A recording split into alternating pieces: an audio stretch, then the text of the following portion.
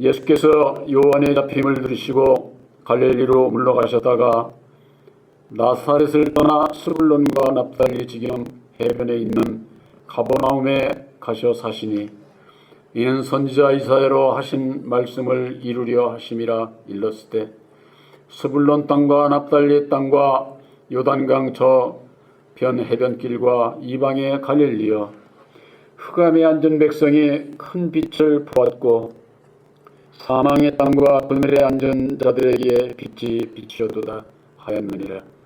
이때부터 예수께서 비로소 전파하여 가라사대 회개하라 천국이 가까웠느니라 하시더라.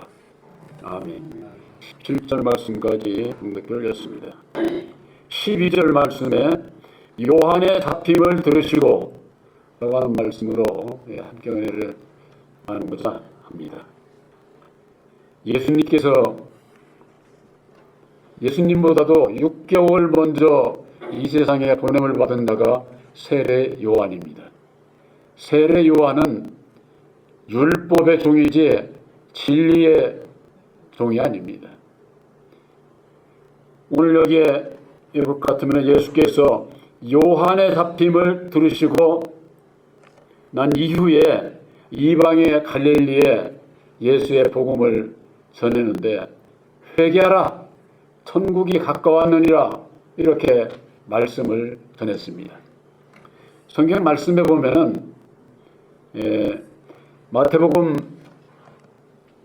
3장 2절에 보면은 세례 요한도 문자적으로 똑같이 회개하라 천국이 가까웠느니라 이렇게 전했습니다.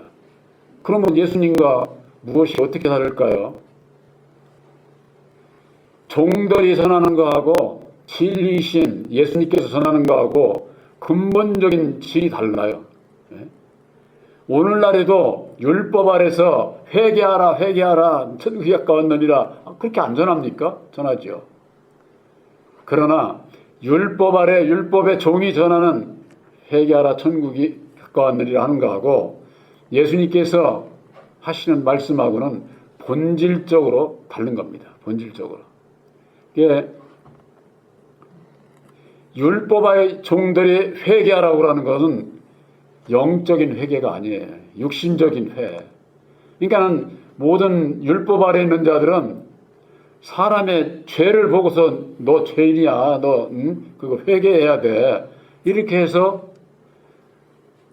그런 것을 회개를 시키는 종이기 때문에 그것만 찾는 거예요. 내가 무슨 죄를 졌지. 누구한테도 이렇게 마음 아프게 하고 괴롭고 고통스럽게 하고 이런데 예수님께서는요. 여러분들 예수님을 오늘날 신앙인들이 잘 몰라서 그러는데 예수님은 너 죄인이야 이러시지를 않았어요. 죄인을 용서만 하셔. 사랑으로 용서만 하시는 분이 예수님이다 그 말이에요. 근데 그걸 모르게 되면은 죄인을 죄인이라고 하는데 그게 뭐가 잘못됐습니까? 율법 아래서는 당연한 거죠. 그렇잖아요. 그러나 당연한 건데도 그 소리 들으면은 기분이 좋아요, 나빠요? 좋을 리가 없죠. 설령 내가 죄를 졌어도 저게 나를 정지하고 나를 아주 그냥 무시한다는 둥 기분 나쁘잖아요. 이게 율법 아래서는 이래저래 기분 나쁜 거예요. 그러니까 세상 문자로 저거 하면은 예수 믿는 사람은 남 자존심 상하게 하면 안 돼요. 저거 뭐 잘못했으니까 저거 탁 찔러서 그냥 속 마음을 아프게 하든지 자존심을 상하게 하든지 그렇게 하잖아요. 그렇게 해서 그 사람을 마음에 아프게 하는 사람이나 듣는 사람이나 다 아주 고통스러운 거죠. 그러나 예수님은 그런 죄인을 오히려 죄인을 용서해 주시고 사해 주시고 사랑으로 다 탕감해 주시는 거예요. 근데 그걸 모르게 되면은 율법 아래서는 절대 탕감을 안 합니다. 그러면서 하는 소리가 죄인을 죄인이라고 그랬는데 뭐가 잘못됐어? 나는 저렇게 안 살아. 이렇게 나오는 거죠. 그런데 그것이 율법의 사람은 근본적으로 전부가 다 죄인이에요. 죄인인데 율법 안에 선이 있기 때문에 그 선을 이루면은 율법의 의인이 돼가지고 남을 정죄하는 거예요. 이게 문제인 거지. 그래서 회개하라 천국이 가까웠느니라 그러는 것은 예수님보다도 6개월 먼저 온 세례 요한이 빨리 회개해. 천국이 가까웠느니라. 왜? 예수를 만나면은 천국을 이룰 수가 있거든. 그러니까는 회개하라 천국이 가까웠느니라. 문자적으로는 똑같아요. 근데 여기 볼 것 같으면은 17절에 이때부터 예수께서 비로소 전파하여 했다고 말씀하고 있습니다. 회개하라 천국이 가까웠느니라. 문자적으로는 똑같잖아요. 그러니까 이게 예수님께서 하시는 말씀은 이 세상 뭐라 그랬어요? 예수님께서 이 세상 나는 이 세상 의인을 부르러 온 게 아니야. 죄인을 부르러 왔다. 이렇게 말씀을 하셨어요. 이 세상에는 율법 아래서 의인이 된 자들이 얼마나 많은지 몰라요. 쉽게 얘기를 해서 천주교는 사람을 좀 의롭고 정한 사람은 성인이라고 해가지고 받들잖아. 성인이라고. 이 세상에 거룩한 사람이 어디 있어? 다 허망한 얘기죠. 한마디로 얘기를 해서. 거룩하다고 하는 것은 거룩한 보혜사를 영접한 자가 거룩한 진리의 아들이 되는 거예요. 이게 제일로 교회 다니는 분들이 분별을 못하는 것이 내가 신자인지 성도인지를 구분을 못해요. 신자라고 하는 것은 예수 안에 부름을 받은 자들이에요. 부름을 받고도 아직 율법 아래 있는 자들은 신자야. 그러면 성도는 뭐냐? 성도는 거룩한 진리의 아들들을 얘기를 하는 거예요. 진리의 아들은 거룩하신 보혜사를 영접한 자가 성도가 되는 거예요. 성도가. 그런데 보혜사가 어떤 분인지도 모르고 자기 마음에 그리스도의 영, 아들의 영, 보혜사를 영접했는지도 모르는 사람이 다들 성도인 척하잖아요. 특히 장례식장에 가서 내리기다 보면 성도 누구누구. 근데 보면 그렇지 않거든. 그거 다 거짓된 거예요. 한마디로 얘기해서 하나님 앞에나 사람 앞에나 거짓되게 짓을 하고 있는 거예요. 그런 게 다. 그래서 이런 말씀을 드리면은 바로 여러분들은 거룩하신 보혜사를 영접한 성도인 것을 확실히 믿으시기를 바랍니다. 이건 믿음으로 되는 거예요. 무얼? 거룩하신 보혜사를 영접한 자들이 거룩한 성도가 되는 것이지, 그렇지 않으면 나 성도야, 나 그리스도인이야 백날해도 그리스도인도 아니고 성도가 될 수가 없는 거예요. 그리스도인은 누가 그리스도인입니까? 그리스도의 영을 있는 자, 마음에 영접한 자. 바로 그가 그리스도인이라고 하지 않았습니까? 로마서에. 그래서 세례 요한이 회개하라 천국이 가까웠느니라 하는 거하고 예수님께서 회개하라 천국이 가까웠느니라 하는 것은 본질적으로 다른 것이다. 그래서 예수님께서 회개하라고 하는 건 뭘 회개를 하느냐? 영적인 회개예요. 우리 모든 예수를 믿는 사람들이 모르는 것이 뭐냐? 율법의 여호와를 섬기고 있는 것이 죄 아래 있는 거예요. 그게. 그래서 영적인 회개를 못하는 거예요. 이걸. 내가 누구에게 잡혀서 있지? 이걸 모르니까. 여호와는 제가 그전에도 그 말씀을 증가한 적이 있는데 피조물이에요. 피조물. 하나님의 형상대로 창조받은 첫 사람, 그 사람에게 세상의 모든 것을 다 주고 네가 생육하고 번성하고 이 세상까지 네가 다 다스려, 이렇게 축복을 해주셨거든. 그러니까 그 축복을 받고 그것을 이루려니까 이 세상에 나가서 이루려면 그때 이 세상에, 그래서 하나님의 형상 첫사람이 땅의 흙을 가지고, 이미 창조된 땅의 흙을 가지고 사람을 만들고 그 코에 생기를 불어넣어서 생명인 흙사람 아담을 지으신 거예요. 그건 지음으로 되어 있어요. 창세기 2장에 보면. 그러니까 창조와 지음이 다른 거예요.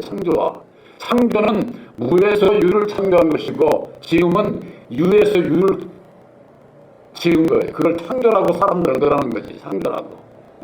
그래서 그걸 분별하지 못하는 사람들은 어떻게 되느냐? 자식을 낳으면 하나님께서 새 생명을 창조했다고 이렇게 얘기하는 거예요. 지은 거예요. 여호와에게서, 이 세상 여호와에게서. 그러니까 그런 그 영적인 그 분별을 아는 사람들이 하지를 못하고 있는 겁니다. 사도 바울이 갈라디아서 4장 8절에 내가 그때는 이 뭐냐, 아들의 영 보혜사를 영접하기 이전 율법의 종이었을 그때에는 본질상 하나님 아는 자에게 종로를 했다.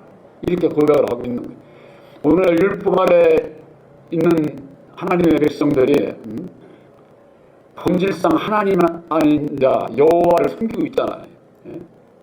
그러니까 이게 본질이 진리의 참 하나님이 아니다 그 말이에요. 이게 율법의 하나님.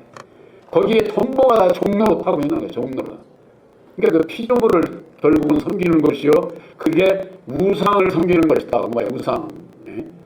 돌부처 나무 이런 것만 해서 그게 우상이 아니고 근본적으로 창조받은 피조물 사람을 섬기는 것도 다 우상을 섬기는 것과 똑같은 것이다. 이게 영적인 분별이 없으면은 그 우상을 섬길 수밖에 없는 것이죠. 그래서 예수님께서 회개하라고 하는 것은 영적인 그 회개를 해야 되는데, 그것은 십자가의 도안에서 아담의 정체를 깨달아 알게 될 때에 아담 안에서 역사를 하는 게 바로 창조받은 첫 사람, 그가 역사를 했구나.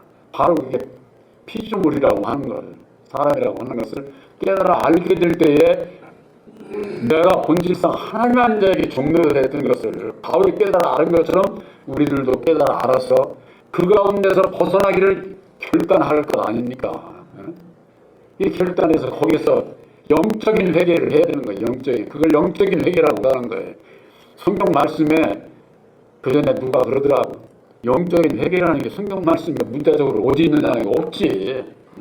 영의 말씀인데 그게 있을 리가 있어? 문자적인 율법의 말씀으로 말미암는, 그러니까 육신적인 회개만 하는 거예요. 오늘날 교회에서는. 그러면은 이것이 세례 요한의 잡힘을 들으시고, 이 얘기는 세례 요한이 물세례를 주는 자로서 예수님의 길을 예비하고 평탄케 하는 자라고 그랬습니다. 그러니까 6개월 먼저 와가지고 예수님께서 물로 인도받기 위해서 전에 말하자면 하는 작업이 있다고 말해요. 작업. 제가 이걸 깨닫고 옛날에 내가 천동수 살았잖아요. 철길 옆에서. 옛날에 대통령이 차가 가면은 어떻게 하느냐면 한 100m도 안 되게 경찰들이 쫙 지켜. 그러면 이거 틀림없이 높은 사람이 오는구나. 그러면서 얼마 있으면 쫙 하고 그 대통령 차 앞서서 지나가는 차가 있어요. 그게 대통령 차 아니요. 대통령 탄 차가. 그 차가 먼저 지나가면 그 다음에 좀 있으면 그 다음에 탄 차가 지나가. 그러니까 대통령이 지나가기 위해서 길을 예비하는 거지. 길을 예비. 대통령이 가면 지금도 그러지 않습니까? 전부가 다 경비원들이 뭐 한 달 전서부터나 몇 주 전서부터 전부가 다 조사하고 뭐 이것저것 다 하잖아. 미리미리. 그거 이치와 마찬가지입니다. 예수님의 길을 세례 요한 율법의 종이 예비를 하는 거예요. 오늘날 율법 안에 있는 주의 종들이 뭐냐? 보혜사께서 오실 그 길을 예비하고 있는 거다. 이렇게 보면 되는 거예요. 여러분들이 어느 차에 타고 있느냐? 보혜사와 함께 주인 진리 아들들의 자리에 있다고 하는 것을 여러분들이 아시기를 바랍니다. 나의 믿음이 어떤 믿음이냐 그거 차이죠. 종의 믿음이냐 아니면 아들의 믿음이냐. 아들의 믿음을 가진 자가 천국 백성이요 영원한 천국에 들어갈 수 있다고 하는 거. 그래서 세례 요한이 자기의 사명을 다하고 그러고 난 다음에 헤롯 왕에게 잡혀갔어요. 잡혀갔는데 어느 데 잡혀갔느냐? 헤롯 왕의 그 딸의 그 헤롯에게, 헤롯이 그 자기 딸에게 네 선물을 뭐 해줄까? 그러니까 저 세례요한 목을 쳐서 달라고 이제 그렇게 한 거죠. 그래서 붙잡혀가지고 이 세례요한이 목이 잘려서 죽어요. 순교를 그렇게 당하게 되는지. 그 소식을 제자들을 통해서 예수님께서 접한 거예요. 그것이 바로 요한의 잡힘을 들으시고 그 얘기를 듣고 난 이후에 바로 이방인의 땅. 마태복음 4장 15절에 이방의 갈릴리여 흑암이 앉은 백성이 큰 빛을 보았다. 흑암이 앉은 백성, 어둠 가운데 있는 하나님의 백성들에게 큰 빛이었다 그 말이에요. 그러니까 율법의 종이 세례 요한이 잡힌 그 이후에 예수님께서 비로소 회개하라 천국이 가까웠느니라 복음의 역사를 시작하신 거예요. 그러니까 예수님이 세례 요한이 잡히기 전에는 하셨을까요? 하지를 않았어요. 이게 무슨 큰 뜻이 있느냐 하면은 우리가 십자가의 도 안에서 우리들에게 밝혀주신 것이 아담의 정체, 율법의 정체잖아요. 이 율법의 정체가 잡혀야 그런 다음에라야 내 안에 영으로 오시는 보혜사께서 역사를 하시는 거예요. 이런 비밀이 여기에 감춰져 있는 거예요. 세례 요한이 그냥 헤롯 왕에게 잡혀가가지고 수건에다가 목이 무슨 자기 딸에게 선물로 줬다고 무슨 역사적인 소설 얘기나 하면 이걸 알 팩이 없는 거죠. 이 얘기는 오늘날에 있어서도 진리의 성령 보혜사로 말미암는 우리들에게 은혜를 입혀 주실 때에 이제는 십자가 도 안에서 율법에 내가 잡혀야 된다고 말해.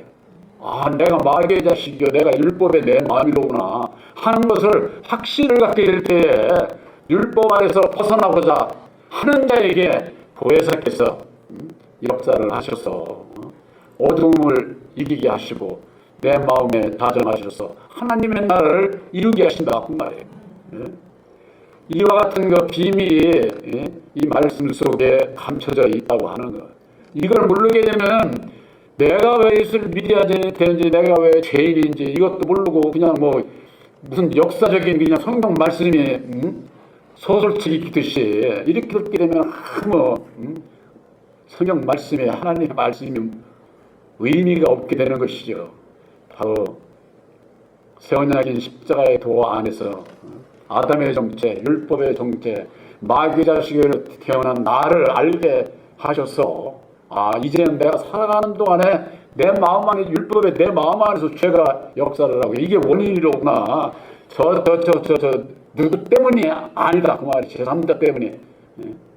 오늘날 모든 신앙인들은 다 제3자로 말미암는 것으로 그렇게 알잖아요.